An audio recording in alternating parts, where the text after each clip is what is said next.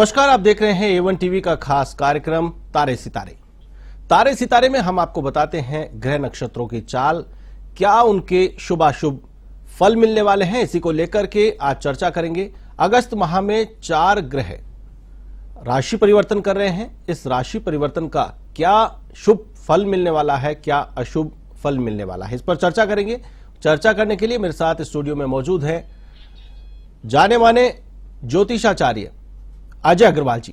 अजय अग्रवाल जी, आपका बहुत बहुत स्वागत है। नमस्कार सर, अजय अग्रवाल ज्योतिषाचार्य। अजय जी, कौन कौन से ग्रह हैं जो राशि परिवर्तन कर रहे हैं और उससे क्या क्या प्रभाव पड़ने वाले हैं, क्योंकि हर कोई ज्योतिष में इंटरेस्ट लेना जायज समझ रहा है और ले भी रहा है, क्योंकि ज्योतिष से उसे एक आधार मिल जाता है और वो उससे एक आइडिया लेकर के आगे बढ़ना चाहता है कि आगे क्या होने वाला है। और ये क्यूरियोसिटी बहुत ही जबरदस्त होती है, क्योंकि उसे ग्रह नक्षत्रों के बारे में जानने की बहुत ही उत्सुकता होती है। बिल्कुल सर, ये बिल्कुल बेहद ही आवश्यक और बेहद जरूरी सब्जेक्ट है। ज्योतिष के माध्यम से हमें ये पता चलता है कि हमारे जीवन में किस तरीके से बदलाव होने वाले हैं। कई सारे काम हमारे रुके रहते हैं तो हम असमंजस में रहते हैं, लाख प्रयास करने के बाद में भी उनमें हमें सफलता नहीं मिलती है। तो ये क्या है, ये हमें ज्योतिष के माध्यम से पता चलता है कि किस समय हमारा काम होगा, किस समय हमारा काम नहीं होगा।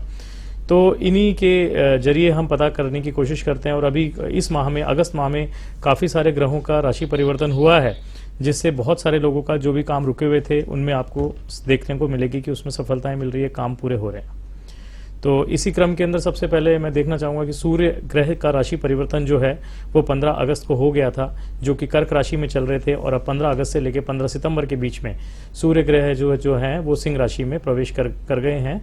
और 15 सितंबर तक सिंह राशि में सूर्य बहुत प्रबल होते हैं और सूर्य भगवान का सिंह राशि में प्रवेश करने से इसका सभी लोगों को फायदा देखने को मिलेगा। इससे पहले सिंह राशि की जगह वो कर्क राशि में बैठे थे तो सिंह राशि का डिनायल करा रहे थे।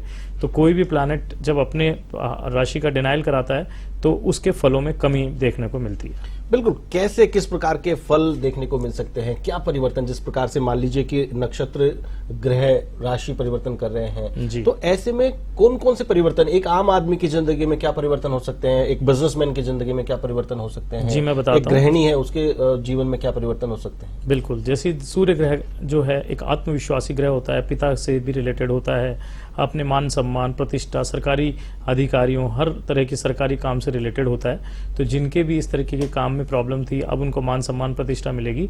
और कहीं पर भी उनका रिकॉग्निशन अगर अटका हुआ था तो उसमें देखने को मिलेगा सरकारी अधिकारियों के बदलाव, और ये सब चीज़ें हम उससे देखते हैं। तो अब उनकी मान सम्मान प्रतिष्ठा देखने को मिलेगी। क्या सभी लोगों को बेनिफिट मिलेगा या सभी लोगों को बेनिफिट मिलेगा। सूर्य एक ऐसा ग्रह है जो सभी लोगों के जीवन में महत्वपूर्ण रोल अदा करता है। और सूर्य जो है सिंह राशि में सबसे प्रबल माना जाता है। तो चाहे किसी भी लग्न का व्यक्ति हो, किसी भी राशि का व्यक्ति हो, सभी लोगों के जीवन में सूर्य ग्रह का बहुत महत्व है। तो सभी को इस राशि परिवर्तन से फायदा देखने को मिलेगा। जन्म कुंडली में जो ग्रहों की स्थिति होती है, उनकी चाल होती है, उससे भी रिलेटेड रहता है या मतलब ओवरऑल अगर राशि परिवर्तन हो गई है? बिल्कुल, जन्म कुंडली अपने आप में बहुत प्रभावशाली है और कोई भी ग्रह जो है जन्म कुंडली के अंदर जो उसकी पोजीशन होती है उसी हिसाब से परिणाम देता है। लेकिन फिर भी गोचर का अपने आप में अपना महत्व है और वर्तमान में जो ग्रह जिस राशि में गोचर करता है उस राशि का भी अपने आप में महत्व है। तो उससे भी परिणाम बहुत अच्छे देखने को मिलते हैं। अगर वो जन्म कुंडली में खराब भी है लेकिन गोचर के अंदर अगर वो ग्रह बहुत अच्छी पोजीशन में है तो वो उस पोजीशन के अंदर नेगेटिव से न्यूट्रल परिणाम देता है और उस व्यक्ति के जीवन में काफी चीजें देखने को मिलती है।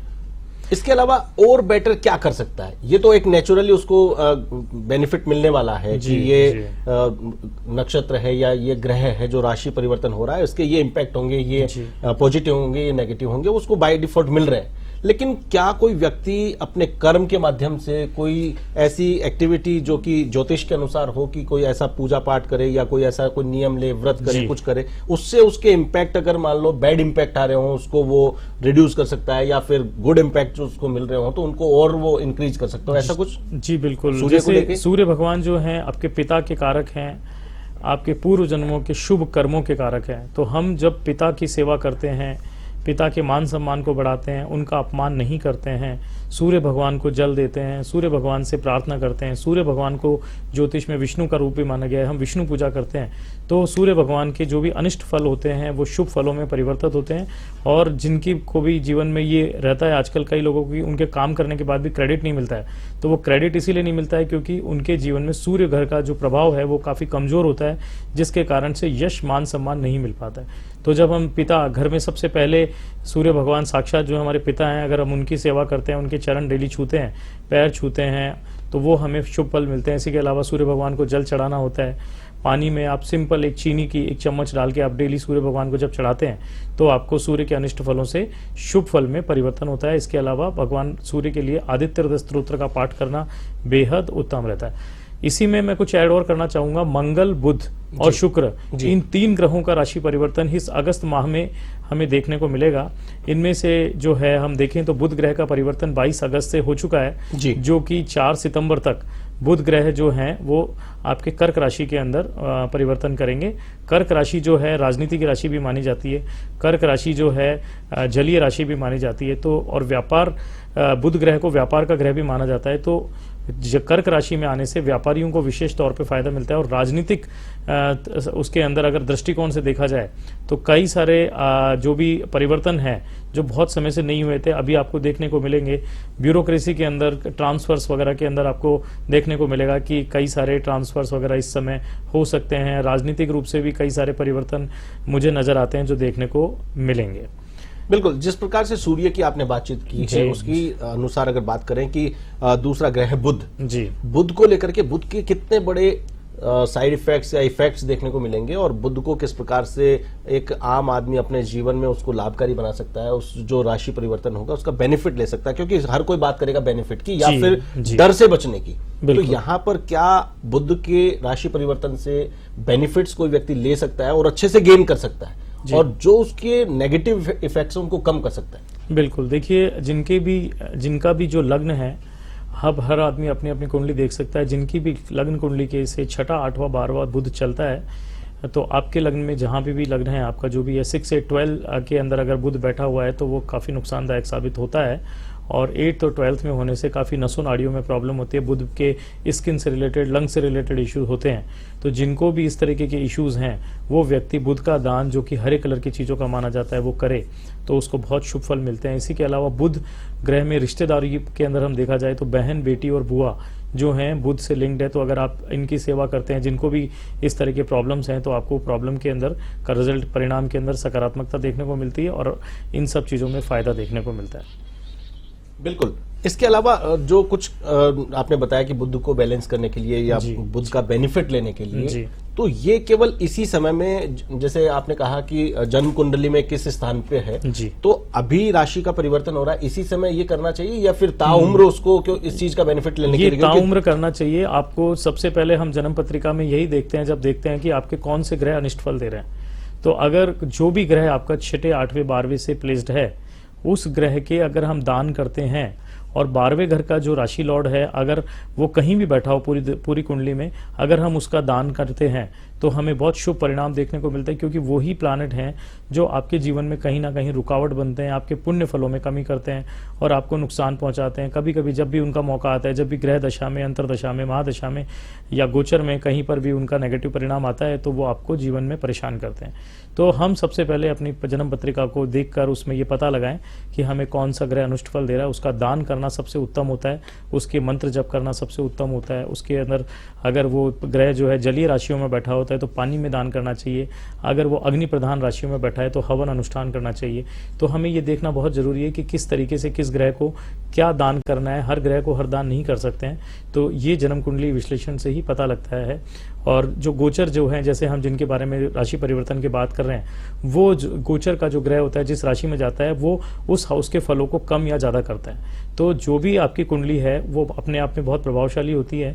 जन्म पत्रिका का कोई दूसरा रिप्लेसमेंट नहीं है, लेकिन जो गोचर में वर्तमान में जो ग्रहों की स्थिति है उससे हम काफी हद तक चीजों को अपने फेवर में कर सकते हैं, जिससे कि हमें उस ग्रह का जो हमें जन्म के समय पे बुरी परिस्थिति में बैठा था, वो आज अगर वो ठीक पोजीशन में, तो हमें शुभ परिणाम देखने को मिल सकते हैं और उनको हम सही तरीके से यूटिलाइज कर सकते हैं। बिल्कुल अजय जी, चर्चा का दौर लगातार जारी रखेंगे, आपसे चर्चा करते रहेंगे।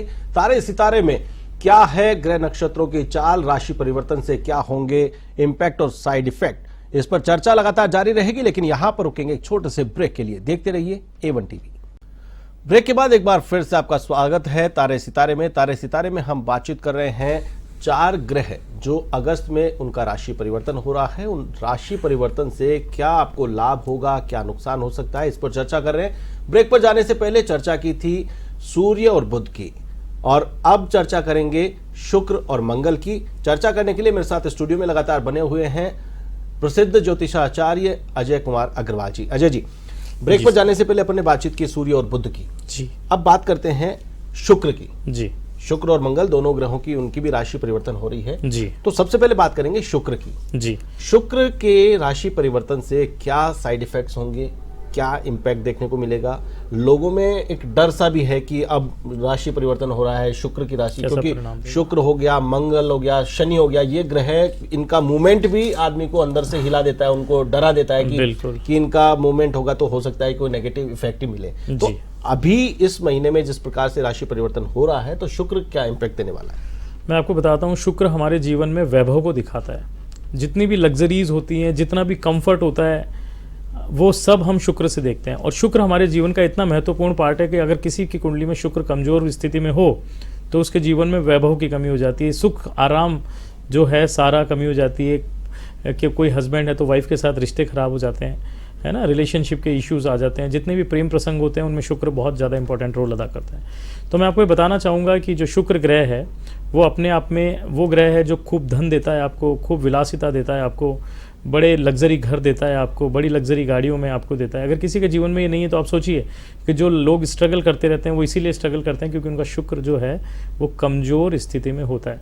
तो शुक्र ग्रह जो है वो अभी अगर हम देखें तो 25 अगस्त से बेसिकली शुक्र जो है कन्या राशि में प्रवेश करने वाले हैं। कन्या राशि को ज्योतिष में शुक्र की नीच राशि भी कहा जाता है, पर मैंने मेरे जीवन में कभी भी शुक्र का नीच राशि में होने से नीच का परिणाम नहीं देखा, बल्कि शुक्र ग्रह जो है बुध की मित्र राशि में बैठेंगे, जो उनका बुध जो है इनका मित्र भी है, तो मैंने उसके शुभ परिणाम जरूर देखे हैं। तो शुक्र का कन्या राशि में परिवर्तन से शुभ परिणाम व्यापारियों को देखने को मिलेंगे। ये जो ग्रह है ये आपका जो है 16 सितंबर तक आपका कन्या राशि में रहेगा। तो इस बीच में जो व्यापारी हैं, जिनके भी व्यापार से रिलेटेड कोई काम है जो अटके हुए हैं, वो आगे बढ़ेंगे। इसके अलावा अगर उनका कोई नया व्यापार शुरू करने का कोई सोच रहा है तो वह व्यापार नया शुरू कर सकता है। इस तरीके से शुक्र है। इसके बाद में हम मंगल पे चर्चा करते हैं। मंगल सबसे ज़्यादा इम्पॉर्टेंट प्लानट है। मंगल हमारे जीवन के अंदर ऊर्जा है। अगर मंगल किसी का खराब है तो वो व्यक्ति उठ ही नहीं पाता है, काम करने की उसकी इच्छा ही नहीं होती। जितनी भी ऊर्जा है, जितनी एनर्जी है हमारी, सब मंगल है। हमारा ब्लड जो है वो मंगल है, हमारे भाई जो है मंगल है, पराक्रम हमारा मंगल है। मंगल अगर शनि के साथ में या राहु के साथ में युति करता है या दृष्टि संबंध बनाता है तो अंगारक योग बनाता है, तो तब युद्ध की परिस्थितियां बन जाती है। आपने पिछले 3 महीने देखे होंगे, 3-4 महीने जब मंगल शनि के साथ में थे, जब मंगल राहु के साथ में थे, तो उन्होंने युद्ध के परिणाम बना दिए थे और हमने देखा कि कई देशों के बीच में युद्ध भी हुए। तो मंगल इतने एग्रेसिव और आक्रामक प्लानट है कि अगर किसी भी शत्रु राशि से, किसी भी शत्रु ग्रह से संबंध बनाते हैं तो बहुत ज़्यादा विवादित स्थितियां बना देते हैं। तो मंगल जो हैं अभी 26 अगस्त 2024 से गुरु राशि में चल रहे थे। गुरु और मंगल एक साथ वृषभ राशि में चल रहे थे, जो कि अब मंगल जो है मिथुन राशि में उन्होंने प्रवेश किया है और 20 अक्टूबर तक मंगल जो हैं वो आपके मिथुन राशि में चलेंगे। मिथुन राशि को हम व्यापार की राशि मानते हैं, बुध की राशि मानते हैं, और मिथुन राशि के अंदर मंगल के होने से आपको विशेष तौर के ऊपर जो अभी तक गुरु के साथ परिणाम देख रहे थे उनमें चीज़ें आगे बढ़ती हुई नजर आएंगी आपको। और विशेष तौर के ऊपर मैं बताऊं आपको, वृषभ राशि, मेष लगन वालों के लिए, वृषभ लगन वालों के लिए, कर्क लगन वालों के लिए, सिंह लगन वालों के लिए आपको विशेष फायदा, और कुंभ लगन वालों के लिए विशेष फायदाकारी ये नजर आएंगे। तो 5 लग्न जो हैं, या हम 5 राशियां भी कह लें, एक बार रिपीट करेंगे। जी मैं बता देता हूँ। मेष लग्न वालों के लिए, वृषभ लगन वालों के लिए, कर्क लगन वालों के लिए, सिंह लगन वालों के लिए और कुंभ लगन वालों के लिए मंगल का ये राशि परिवर्तन विशेष लाभदायक रहेगा।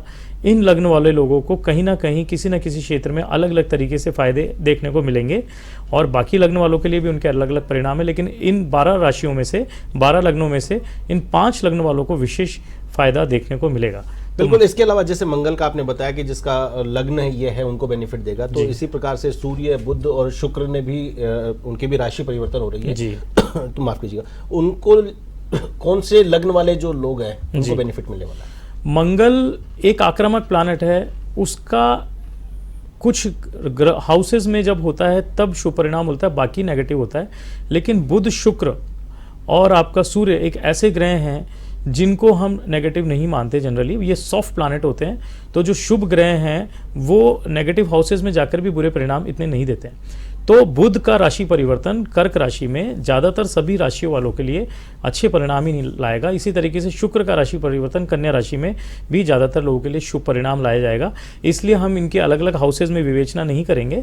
मंगल एक बहुत इंपॉर्टेंट प्लैनेट है क्योंकि वो बहुत एग्रेसिव होता है और 6 हाउस में जाए तो रोग को बढ़ा देता है, शत्रुओं को बढ़ा देता है, 8 में जाए तो दुर्घटनाओं को बढ़ा देता है और 12वें घर में जाए तो कई बार इंप्रिजनमेंट, जेल के योग भी बना देता है और अस्पताल जाने के योग भी बना देता है। इसलिए इनकी हमने हाउस वाइज विवेचना करी है।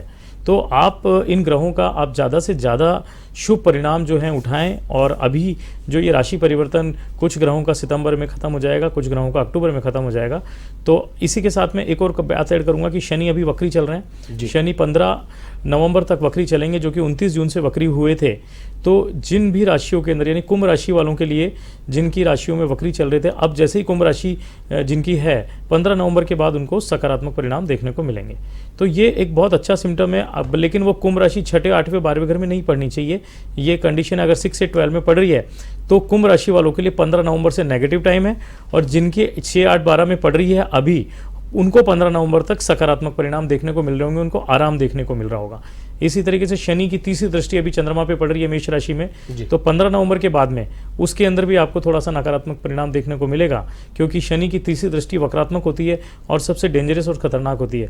इसलिए जो नेगेटिव परिणाम शनि के 7.5 में भी देखने को नहीं मिलते हैं, वो शनि की वक्रात्मक दृष्टि, तीसरी दृष्टि दे देती है।